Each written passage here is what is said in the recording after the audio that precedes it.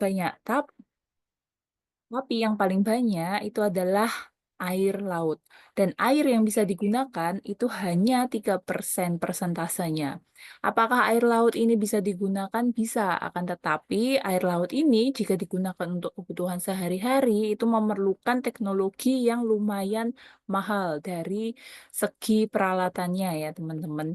Gitu. Jadi sebenarnya kalau dipresentasekan di bumi ini yang paling banyak itu adalah air laut memang.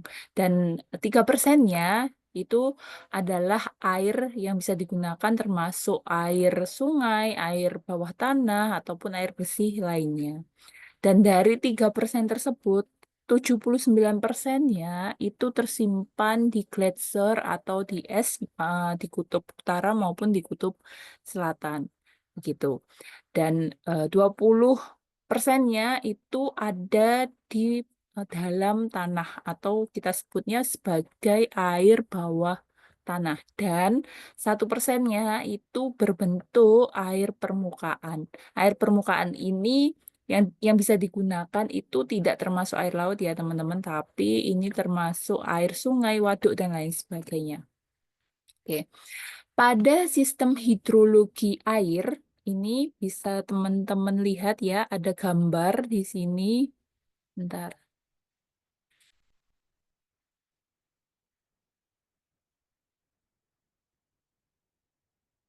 Oke. Di sini ya teman-teman ada gambar. Ini adalah gambar sistem hidrologi dari air. Jadi, ini adalah mekanisme bagaimana air yang ada di bumi ini dia apa namanya berproses gitu ya. Jadi yang pertama ya, ini aja kita sebutnya adalah turunnya air hujan. Air hujan ini berasal dari mana? Dari penguapan air permukaan. Penguapan air permukaan, ya, air permukaan itu bisa laut, bisa sungai, waduk ataupun yang lainnya, air permukaan itu berevaporasi atau menguap, ya, menjadikan proses nomor 7 yaitu evaporasi atau menjadi penguapan, proses penguapan. Nah, proses penguapan air itu tidak hanya dari air permukaan saja, tapi bisa dilakukan oleh semua tumbuhan. Jadi tumbuhan itu bisa mengalami penguapan air. Nah, penguapan airnya itu disebut sebagai transpirasi. Jadi kalau proses penguapannya itu dilakukan oleh air permukaan, itu namanya evaporasi. Tapi kalau melalui kalau yang menguap ini adalah air dari tumbuhan, itu namanya adalah transpirasi. Lalu menjadi di awan gitu ya teman-teman, ini akan menjadi air hujan. Nah, ketika air hujannya turun, ini namanya adalah presipitasi atau precipitation. Jadi air hujan turun ya, kalau sekarang teman-teman rumahnya hujan berarti itu sedang dalam fase precipitation gitu. Nah, ketika air hujan turun, kemarin sudah saya sempat singgung. Saya jelaskan sedikit di analisis kualitas lingkungan di pertemuan yang pertama ya teman-teman kalau masih ingat. Tapi saya nggak tahu ini apakah sama yang mengambil di AKL sama dengan yang ambil di ekologi daerah aliran sungai. Kalau saya lihat jumlahnya sama, jadi mungkin teman-teman akan ini ya flashback sedikit ya terkait sistem hidrologi airnya ini. Jadi ketika air hujan turun, ini yang pertama dia bisa mengenai atau melalui pohon. Nah, ketika melalui pohon, ini namanya adalah intersepsi. Air hujan turun ke bumi, mengenai tumbuhan atau pohon dan lain sebagainya. Untuk masuk ke dalam tanah, ini namanya intersepsi atau aliran batang. Nah, setelah itu air hujan selain bisa mengenai tumbuhan, ini bisa langsung masuk ke dalam tanah. Kalau langsung masuk ke dalam tanah, namanya adalah infiltrasi. itu menyerap ke dalam tanah. Dan diperkuat dengan gaya gravitasi untuk masuk lebih jauh ke lapisan permukaan tanah paling bawah, itu namanya adalah perkolasi. Nah, ketika air hujan turun, tadi kan bisa melewati aliran batang atau intersepsi, bisa presipitasi ya, masuk ke dalam tanah namanya infiltrasi. Ada beberapa airnya yang menjadi surface flow. Surface flow itu adalah air permukaan. Ya, jadi airnya turun gitu ya, bisa jadi air permukaan atau air sungai, air waduk dan lain sebagainya. Nah, yang masuk karena infiltrasi ya, karena proses infiltrasi ini menjadi subsurface flow. Subsurface flow ini adalah air tengah atau air di bawah permukaan tanah. Nah, ini yang digunakan untuk tumbuhan memperoleh air. Ya, jadi prosesnya ketika air tengah atau air bawah permukaan ini diserap oleh tanaman, ya, ini namanya adalah uptake atau pengambilan airnya. Maka dari itu, tumbuhan itu bisa mengalami penguapan air karena dia memang mengonsumsi air atau membutuhkan air. Dan kalau terjadi penguapan, itu namanya tadi adalah transpirasi. Kalau diperkuat dengan gaya perkolasi, infiltrasinya sudah masuk, airnya sudah masuk gitu ya, subsurface flow-nya sudah terpenuhi gitu ya, lalu ada gaya perkolasi ini diperkuat dengan gaya gravitasi gitu ya, dia bisa sampai menjadi base flow. Base flow ini yang digunakan untuk pengambilan mata air, biasanya adalah sumber mata air atau sumur ya, kita gunakan untuk sumur. Nah, base flow ini sangat penting. Surface flow, baik surface flow ataupun base flow ini sangat penting. Karena apa? Karena jika surface flow-nya ini debitnya turun atau bahkan kekeringan, kalau sistem hidrologinya ini baik atau masih berjalan, semuanya masih normal, si air surface flow ataupun base flow-nya ini akan sedikit demi sedikit naik ke surface flow-nya atau ke air permukaan sehingga sungai itu tidak akan mungkin mengalami kekeringan. Banyak sekarang ini sungai itu musiman ya, apalagi anak-anak sungai atau sungai-sungai yang kecil ketika masuk musim kemarau itu tidak ada aliran airnya sama sekali. Yang ada sampah gitu ya. Nah, kalau hidrologinya, sistem hidrologinya baik gitu ya, dia bisa menguap airnya sedikit demi sedikit supaya air permukaannya tidak kering. Itu itu jadi sistem hidrologi air ya teman-teman ya. Jadi ini menjadi dasar ekologi daerah aliran sungai. Tuh. Jadi daerah aliran sungai itu apa sih sebenarnya? Daerah aliran sungai itu seperti yang digambar ya teman-teman ya.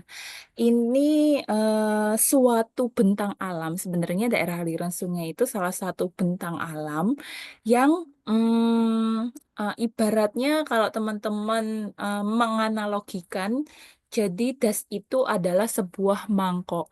Ya, sebuah mangkok di mana ya punggung-punggungnya mangkoknya yang bulat itu adalah punggung-punggung dari bukitnya. Ketika ada air, pasti airnya akan masuk di satu titik di tengah-tengah mangkoknya atau ke dalam mangkoknya.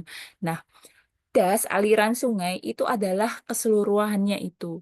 Jadi tempat atau daratan bentuknya bisa daratan teman-teman ya ataupun pegunungan, perbukitan dan macam dan lain sebagainya. Ketika ada air di situ mengalir dan dia berkumpul pada satu titik itu disebut sebagai das.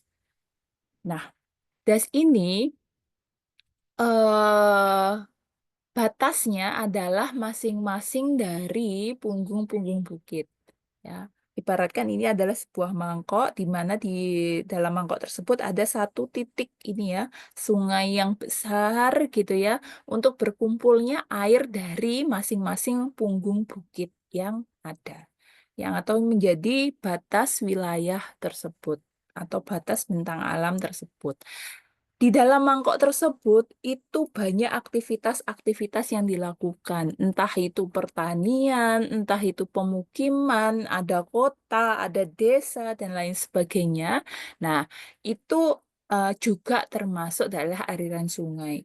Jadi, jangan diibaratkan daerah aliran sungai itu hanya daerah di pinggir bantaran sungai, tidak. Di mana di situ dilewati aliran air entah itu dari sumber punggung bukit ataupun dari air hujan yang bisa turun ke situ ya, dilewati oleh air hujannya, itu termasuk daerah aliran sungai.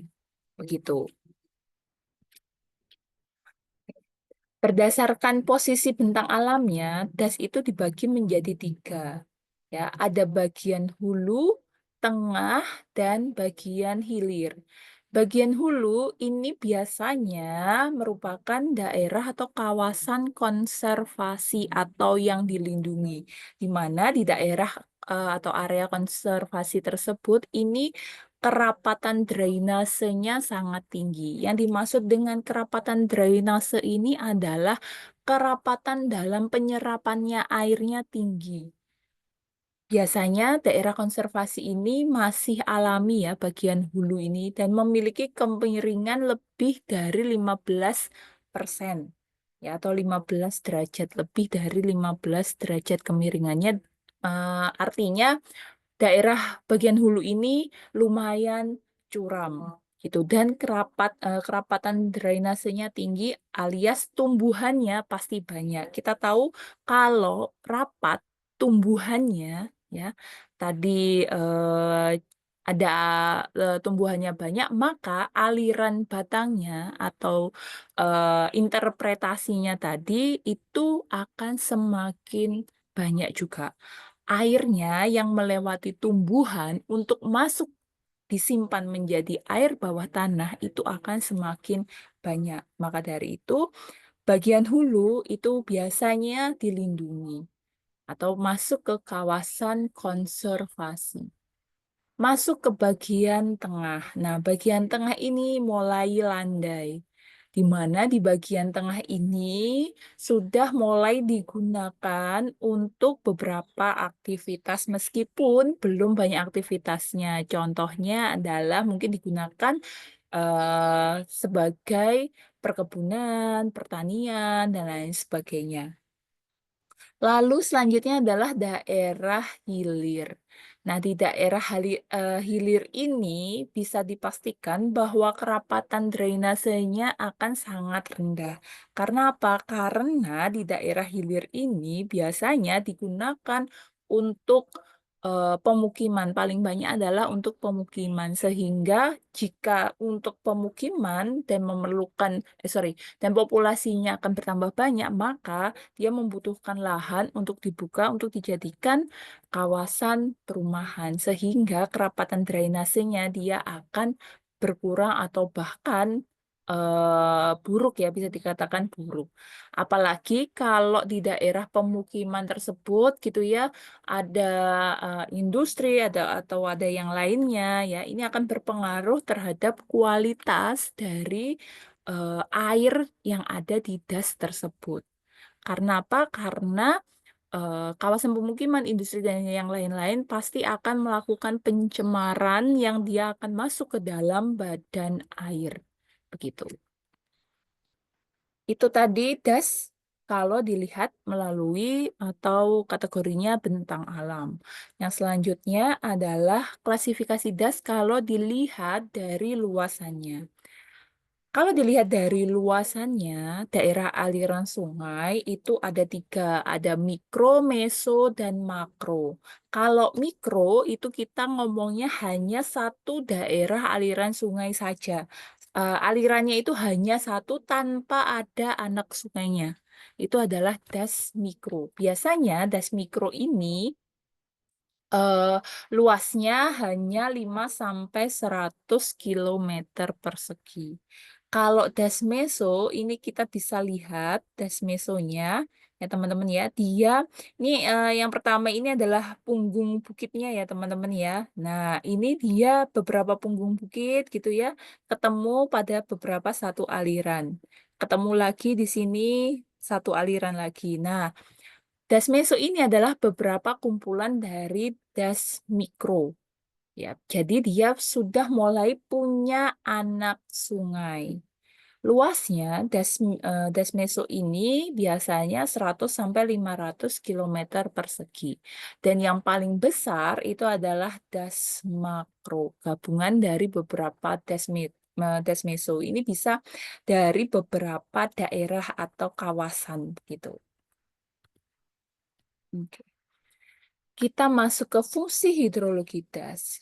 Fungsi hidrologi das dikatakan baik apabila yang pertama das tersebut atau daerah kawasan tersebut itu bisa mempertahankan kuantitas air. Kuantitas adalah berkaitan dengan jumlah airnya. Jadi das atau Hmm, sebentar ya teman-teman ya, di sini masih azan Isa. Kita skip sebentar.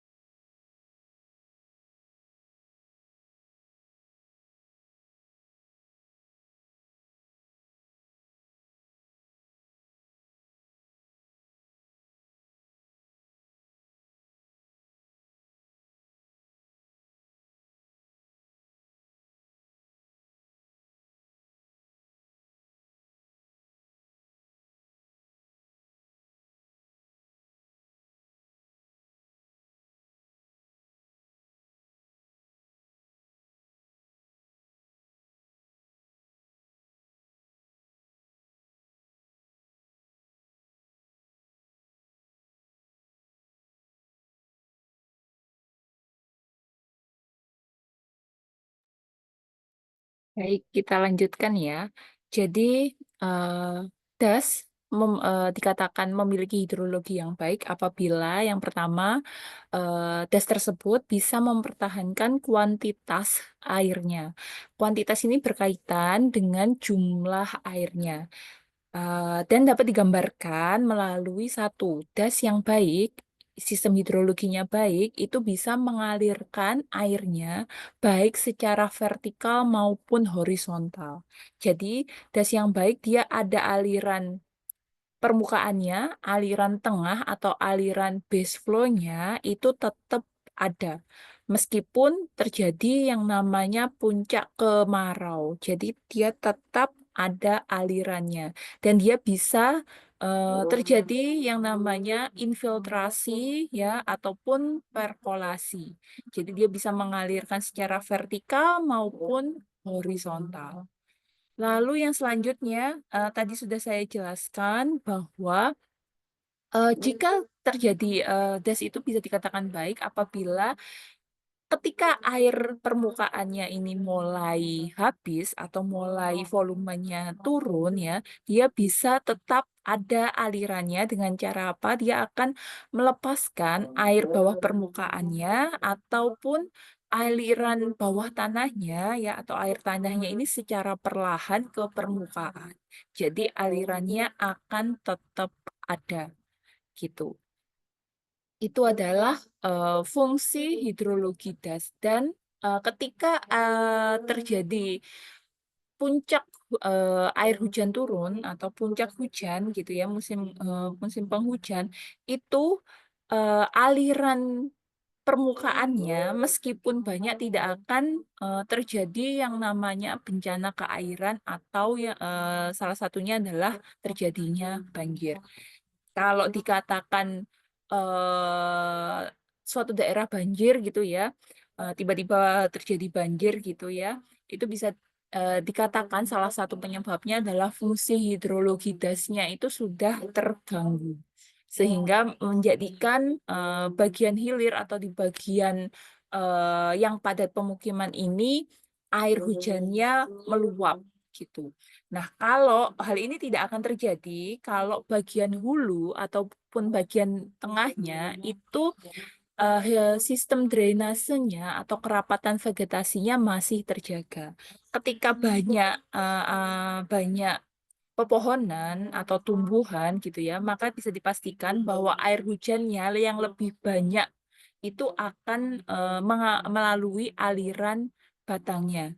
Ya, sehingga kalau melalui aliran batang ya, dia masuk, dia jatuh kena air sorry, dia jatuh kena pepohonan gitu ya, lalu, dia lewat batang gitu ya, masuk ke dalam tanah, ada akar. Nah, akar dari pepohonan ini yang nantinya akan menghantar si air hujannya ini sampai ke dalam air bawah tanah. Kalau vegetasinya rapat, air hujannya ini yang banyak masuk adalah ke dalam aliran tanah, bukan ke air permukaan. Kalau, di permukaannya aja tumbuhannya tidak ada ya, atau gundul bisa dikatakan ya teman-teman, seperti itu, air hujannya yang paling banyak adalah menjadi air permukaan. Sehingga kalau volumenya air permukaan ini banyak gitu ya, vegetasinya tidak ada sama sekali, dia akan cepat turun ke bawah, ke aliran ke daerah hilir, di mana di daerah hilir pun tidak ada kerapatan drainase sama sekali, yang terjadi adalah peluapan air permukaannya, volumenya akan bertambah dan menyebabkan bencana keairan. Yang selanjutnya, fungsi hidrologi das dikatakan baik apabila dia bisa mempertahankan kualitas airnya. Kebanyakan sekarang ini daerah aliran sungai itu tidak bisa mempertahankan kualitas airnya, terlebih pada daerah hilir atau daerah bawahnya. Kalau di daerah konservasinya atau bagian hulunya, itu masih bisa dipertahankan kualitasnya, meskipun beberapa daerah hulu itu sudah mulai terkontaminasi. Karena apa? Karena di bagian hulu pun ada beberapa yang dijadikan lokasi wisata seperti itu yang, wisatawan-wisatawannya mungkin tidak terlalu bertanggung jawab, begitu. Sehingga bagian daerah hulunya itu, sudah mulai terkontaminasi. Yang selanjutnya adalah, das itu bisa, dikatakan baik apabila mampu mempertahankan kestabilan tanah. Yang dimaksud dengan kestabilan tanah di sini adalah dia tidak akan terjadi yang namanya erosi, longsor, ataupun terjadinya abrasi. Kalau di bagian hulu yang tadi kerapatan drainasenya dia tinggi, ya, itu otomatis tidak akan aliran permukaannya dia akan debitnya tidak akan tinggi dan kecepatan alirannya pun tidak akan tinggi kalau ada kerapatan drainase. Tapi kalau kerapatan drainasenya ini hilang, pepohonannya hilang ataupun kita sebut biasanya hutannya gundul di daerah hulu, ya tidak ada air yang meresap, otomatis alirannya yang paling banyak adalah menjadi aliran permukaan. Sehingga kalau aliran permukaannya dia tinggi atau kecepatannya dia tinggi, volumenya besar, kecepatannya tinggi, otomatis dia akan mengkikis tanah-tanah di sekitar sungai tersebut di bagian hulu. Jadi tanahnya lama-kelamaan dia akan terkikis terbawa oleh aliran sungai tersebut. Sehingga ini menyebabkan erosi, tanah longsor, dan lain sebagainya. Apa yang terjadi di bagian hulu? Di bagian hulu yang paling bawah sendiri itu terjadi yang namanya pendangkalan air sungai. Karena partikel-partikel tanah yang ada di bagian hulu dia terbawa oleh aliran airnya gitu ya sampai ke daerah hilir ya sampai ke daerah hilir kita tahu bahwa daerah hilir tadi sorry. Oke, di daerah hilir tadi dia memiliki kemiringan kurang dari 8% atau 8 derajat, yaitu dia semakin landai. Semakin landai otomatis tanahnya yang terbawa oleh air dari bagian hulu ini ke bawah ya, dia akan mengalami proses sedimentasi. Ketika ada proses sedimentasi, otomatis air sungainya akan semakin dangkal. Ketika air sungainya semakin dangkal, yang terjadi kalau volumenya ini terus-terusan bertambah, sungainya tidak bisa menampung, yang terjadi adalah airnya meluap sampai ke pemukiman. Endingnya adalah bencana keairan kembali terjadi. Gitu. Oke. Faktor-faktor yang mempengaruhi fungsi hidrologi das ada 3. Perubahan iklim, pengelolaan lahan, ini berkaitan dengan fungsi atau pemanfaatan lahan di sekitar das tersebut. Lalu yang selanjutnya adalah pengelolaan sumber daya airnya berkaitan dengan bagaimana masing-masing daerah tersebut ini tetap menjaga sumber daya airnya ini supaya kuantitas ataupun kualitasnya tetap terjaga. Dan yang selanjutnya adalah perubahan iklim. Perubahan iklim ini akan sangat mempengaruhi sistem hidrologi yang ada di daerah aliran sungai, termasuk di Indonesia. Kita tahu di Indonesia itu dipengaruhi musim yang ada di Indonesia ataupun iklim yang ada di Indonesia itu dipengaruhi oleh yang namanya ENSO. ENSO ini adalah El Nino Southern Oscillation, di mana kalau El Nino ini punya 3 fase, fase normal, fase La Nina, dan fase El Nino. Mungkin teman-teman pernah sedikit tahu bahwa beberapa tahun lalu ataupun tahun 2023 kemarin ya, Indonesia masuk ke fase El Nino. Ya, ada La Nina, ada El Nino.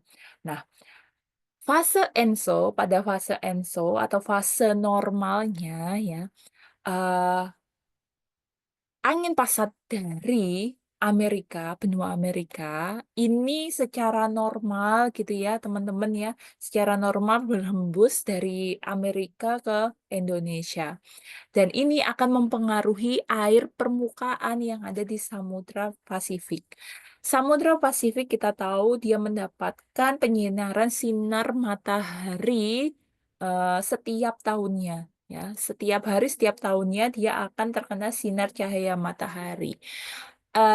Ibaratkan adalah Samudra Pasifik ini adalah sebuah kolam besar atau bak gitu ya teman-teman ya. Ada bak gitu ya. Ketika ada sinar matahari, maka bak tersebut, air yang ada di bak tersebut itu mengalami perubahan suhu, di mana perubahan suhunya itu akan menjadi lebih hangat. Nah, yang hangat ketika ada sinar cahaya matahari, nggak keseluruhan airnya akan menjadi hangat, tapi hanya air permukaannya yang, menjadi hangat. Kalau, teman-teman pernah berenang gitu ya, di kolam renang gitu ya, outdoor kolam renangnya di siang hari gitu ya, airnya akan hangat, hangatnya hanya di permukaan saja. Ketika masuk ke dalam kolam yang bawah itu menjadi, suhunya agak dingin. Sama seperti dengan Samudra Pasifik, ketika kena sinar matahari gitu ya, air permukaannya yang hangat. Ketika angin pasatnya ini, dia berhembusnya normal, otomatis air permukaannya ini yang hangat tetap di Samudra Pasifik. Jadi Samudra Pasifiknya yang ini akan, terjadi yang namanya hujan, gitu ya. Kalau air permukaannya ini hangat atau suhunya meningkat, otomatis yang terjadi adalah terjadi penguapan yang lebih cepat atau evaporasinya akan lebih cepat. Contohnya kalau kita mengibaratkan lagi adalah ketika kita merebus air. Ketika kita ada panas ya, otomatis ditutup pancinya ya gitu ya untuk merebus air ini akan terjadi bintik-bintik hujan. Karena terjadi evaporasi atau penguapan dari air yang ada di panci ini untuk menjadi uap ke atas gitu ya. Karena kena yang namanya tutupnya akhirnya dia jadi bintik-bintik air. Sama kayak, hujan, seperti itu juga prosesnya. Ketika air permukaannya atau air lautnya ini semakin hangat ya, atau suhunya naik, otomatis ini akan mempercepat yang namanya penguapan. Ketika penguapannya dia banyak ya, volumenya banyak gitu ya, prosesnya, cepat gitu, akan terjadi turun hujan. Ini adalah fase normalnya dari ENSO. Di Indonesia bagaimana keadaannya? Ya kadang hujan, ya kadang tidak, begitu. Lalu masuk ke fase La Nina. Fase La Nina ini, efeknya ke Indonesia, di daerah Indonesia, ini menjadikan Indonesia akan sering terjadi turun hujan. Karena apa fase La Nina ini? Fase La Nina ini angin pasatnya dari Amerika ke Samudra Pasifiknya ini berhembusnya lebih kencang, tidak seperti biasanya, tidak normal, tapi lebih kencang. Sehingga kalau angin pasatnya dia kencang, ya, berhembusnya kencang, otomatis air permukaan yang ada di Samudra Pasifik yang tadi hangat, dia akan jauh terbawa sampai ke Indonesia. Sehingga menjadikan air permukaan atau air laut yang ada di kawasan Indonesia ini akan lebih menjadi hangat. Ketika air permukaannya ini hangat sampai ke Indonesia, otomatis di Indonesia akan terjadi hujan. Gitu. Kalau hidrologi dasnya ini sudah rusak, ya, tidak bisa menjaga puncak air hujannya tadi, otomatis yang terjadi adalah bencana keairan seperti banjir, longsor, dan lain sebagainya. Itu adalah fase La Nina, efek La Nina untuk Indonesia. Kalau fase La Nina ini untuk benua Amerika apa? Di benua Amerika dia akan masuk ke musim panas. Karena air di permukaannya ya di daerah Amerika ini akan lebih dingin. Jadi kalau dingin itu untuk proses penguapannya akan semakin lama. Sehingga dia masuk ke musim panas. Begitu. Kalau di Indonesia yang terjadi di fase La Nina itu adalah air hujannya semakin tinggi, curah hujannya. Oke. Yang selanjutnya adalah fase El Nino. Fase El Nino ini angin pasatnya ini, berhembusnya dari Amerika ke Indonesia mulai lemah, angin pasat dari Indonesia ke Amerika ini mulai ada atau mulai kuat. Sehingga air permukaan yang hangat tadi, dia mengarah ke benua Amerika. Di Indonesia yang terjadi adalah air permukaannya akan menjadi lebih dingin. Sehingga yang terjadi adalah di Indonesia terjadi yang namanya musim kemarau atau kemarau yang berkepanjangan.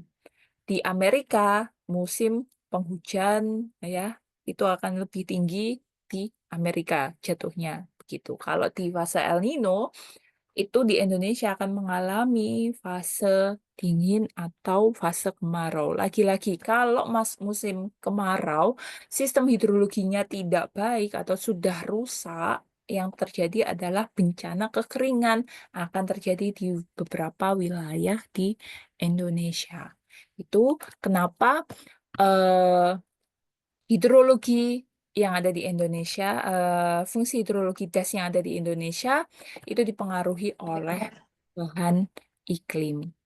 Begitu. Oke, sampai sini ada pertanyaan, teman-teman?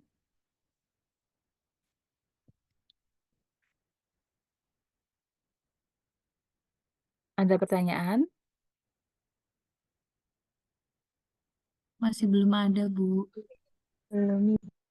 Jadi untuk pertemuan selanjutnya, teman-teman ya, ini kan dua pertemuan nih. Nah, pertemuan pertama ini, pertemuan keduanya silahkan teman-teman gunakan untuk mengerjakan tugas. Pertemuan ketiganya nanti teman-teman presentasi ya.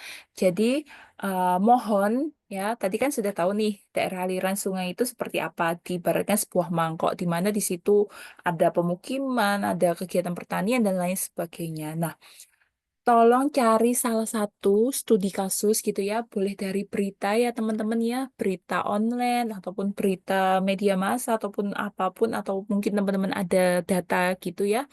Cari permasalahan kesehatan lingkungan ya, kita ngomong kesehatan lingkungan dulu. Permasalahan kesehatan lingkungan yang mempengaruhi atau yang terjadi di daerah aliran sungai. Ingat ya, daerah aliran sungai itu luas bentangnya ya teman-teman ya. Jadi tidak harus terkait dengan masalah yang ada di air saja, tapi keseluruhan yang dilewati air ya, dilewati air hujan dari perbukitan tersebut itu menjadi masalah daerah aliran sungai. Bedakan permasalahan kesehatan lingkungan dan permasalahan lingkungan ya. Jadi kalau permasalahan lingkungan contohnya adalah sampah. Sampah yang dibuang ke sungai itu adalah permasalahan lingkungan. Tapi permasalahan lingkungan tersebut bisa menjadi permasalahan kesehatan lingkungan apabila sampah yang dibuang ke sungai ini bisa mengganggu kesehatannya dari masyarakat sekitar gitu ya. Kalau sudah sampai mengganggu kesehatannya masyarakat sekitar gitu ya, di tempat pembuangannya itu berarti itu sudah masuk masalah kesehatan lingkungan. Contohnya karena banyaknya sampah yang dibuang ke sungai gitu ya teman-teman, itu menjadikan sampah yang ada di sungai menumpuk di pinggiran sungai sehingga itu menyebabkan berkumpulnya vektor, salah satunya adalah lalat, tempat bersarangnya lalat. Karena lalatnya semakin banyak gitu ya, di situ banyak pemukiman warga, tiba-tiba kasus diare pada daerah tersebut atau kawasan tersebut tinggi. Nah, itu menjadi permasalahan kesehatan lingkungan. Kalau sampahnya saja, gitu ya, kalau sampahnya saja dibuang ke sungai, itu adalah permasalahan lingkungan, bukan permasalahan kesehatan lingkungan. Permasalahan kesehatan lingkungan itu bisa dikatakan permasalahan kesehatan lingkungan apabila permasalahan lingkungan tersebut sudah berdampak ke kesehatan dari masyarakatnya. Jadi itu masuk ke permasalahan kesehatan lingkungan. Kalau nemunya di berita, Bu, pengalihan lahan menyebabkan banjir gitu, gimana, Bu? Boleh apa enggak?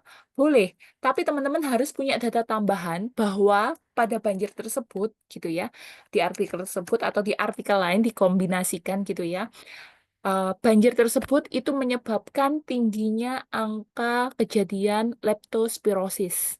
Nah, itu bisa dikatakan bahwa permasalahan tersebut sudah masuk ke permasalahan kesehatan lingkungan. Tapi kalau banjir saja tanpa ada efek kesehatannya ke masyarakat, itu jadi permasalahan lingkungan saja. Paham ya, teman-teman ya? Sampai sini, paham? Paham, Bu. Ah, jadi gampang ya. tugasnya ya, teman-teman ya. Jadi ambil salah satu kasus gitu ya.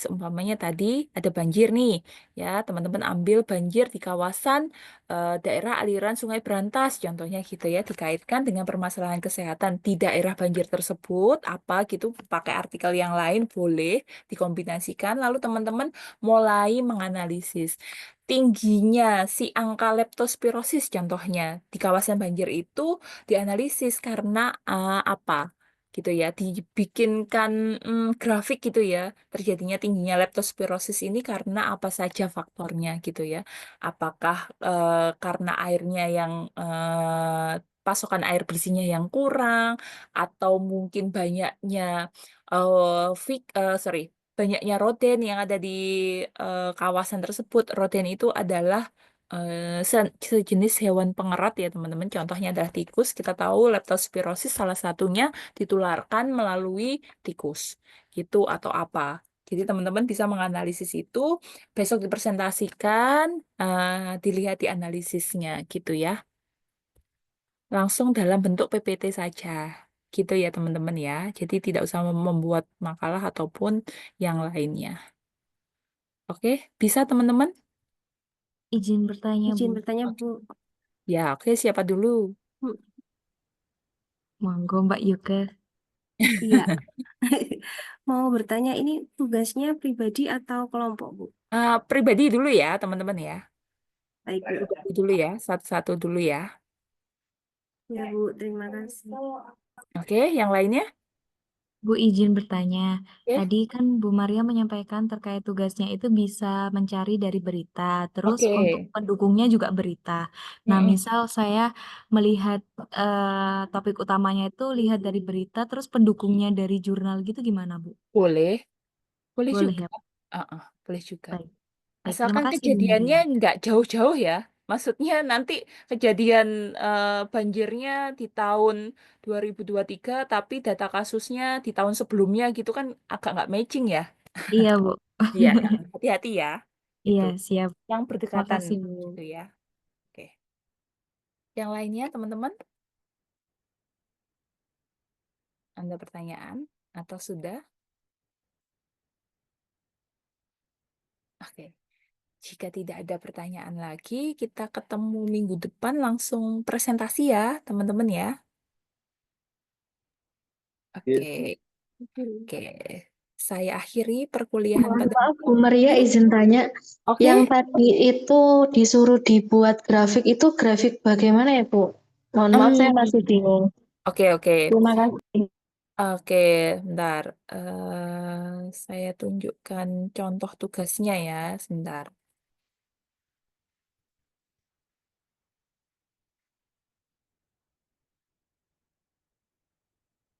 Bentar ya, saya berikan contohnya.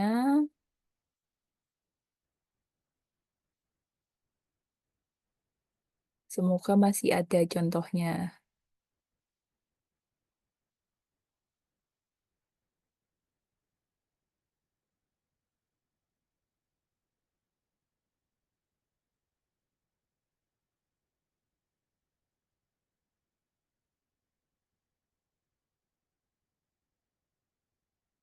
Saya cari, bentar ya teman-teman ya, saya carikan dulu.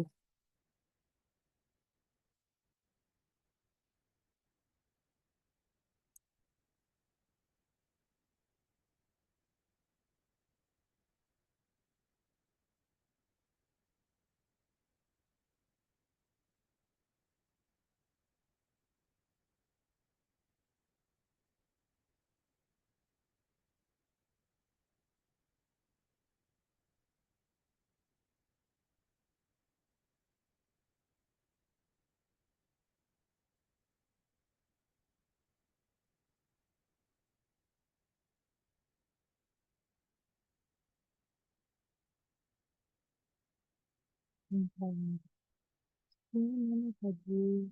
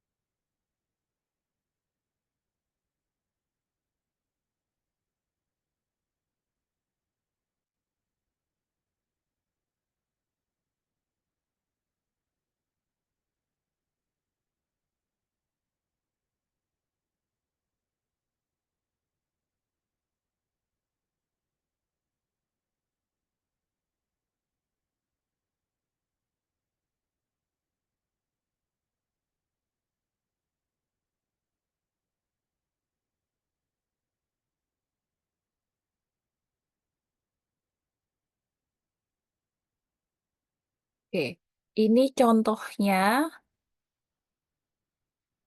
adalah terkait kejadian hipertensi di wilayah daerah aliran sungai. Itu ya, topiknya. Itu. Nah, ini dilihat dari beberapa perspektif kesehatan masyarakat. Ada dari EPID-nya, ada dari promosi kesehatannya, ada dari gizinya, Keslingnya, K3-nya, dan AKK-nya. Gitu. Nah, yang kali ini tugasnya adalah ambil satu penyakit ataupun satu masalah yang ada di kawasan daerah aliran sungai ya, itu kaitkan dengan masalah kesehatan lingkungannya. Begitu ya teman-teman ya. Jadi yang diambil adalah dari Keslingnya saja. Tidak dari EPID, Promkes, dan yang lain-lain. Jadi hipertensi itu dikaitkan dengan kesehatan lingkungan, permasalahan kesehatan lingkungan yang ada. Contohnya kalau di sini, ini diambil adalah dari paparan rokok. Paparan rokok gitu ya, untuk masyarakatnya itu bisa menjadi faktor resiko terjadinya hipertensi atau naiknya kasus hipertensi di daerah wilayah aliran sungai. Begitu. Jadi ambilnya hanya permasalahan yang kesehatan lingkungannya saja, tidak ke Promkes, gizi, dan yang lain-lain. Begitu. Karena paparan asap rokok ini termasuk permasalahan lingkungan yang banyak orang pasti akan tingkat merokoknya tinggi gitu ya, sehingga kalau terjadi paparan asap rokok ya kepada usia lebih lanjut gitu ya, itu bisa memperbesar resiko terjadinya hipertensi karena paparan asap rokok ini nanti dijelaskan ya gitu ya kalau waktu presentasi ya, paparan asap rokok ini bisa memicu terjadinya hipertensi karena adanya kandungan bahan toksik yaitu apa gitu ya yang akan menghambat mekanisme di dalam tubuh ini sehingga menjadikan hipertensi seperti itu. Gitu ya. Yang maksudnya flowchart-nya itu seperti itu. Mekanismenya gitu.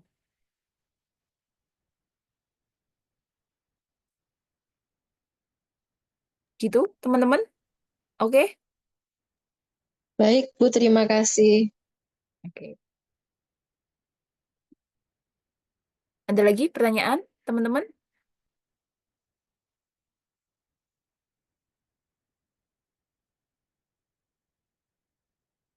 Oke. Kalau sudah tidak ada, teman-teman, bisa saya akhiri perkuliahannya? Bisa, Bu. Oke. Bisa, Bu. Oke, silahkan melanjutkan aktivitas yang lainnya lagi, teman-teman. Saya akhiri perkuliahan pada malam hari ini. Terima kasih. Wassalamualaikum warahmatullahi wabarakatuh. Waalaikumsalam warahmatullahi wabarakatuh. Waalaikumsalam warahmatullahi wabarakatuh.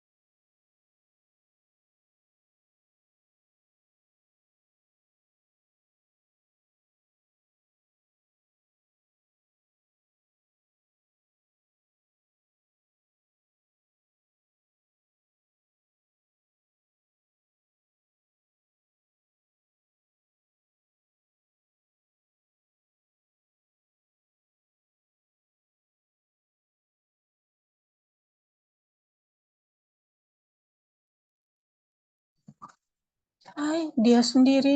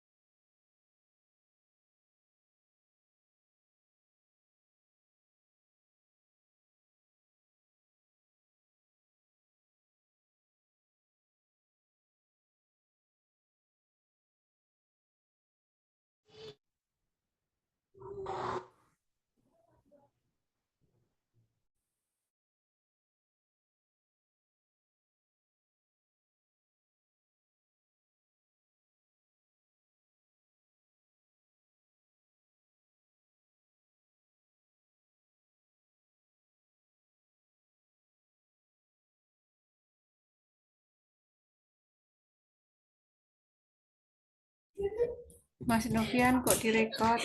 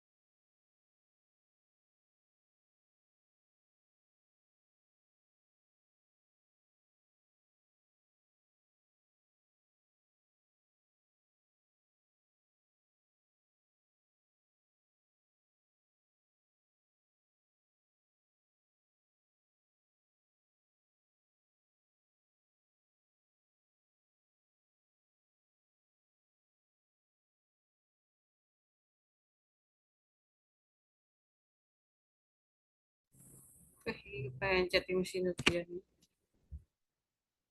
Mas Novian. Siapa yang record ini?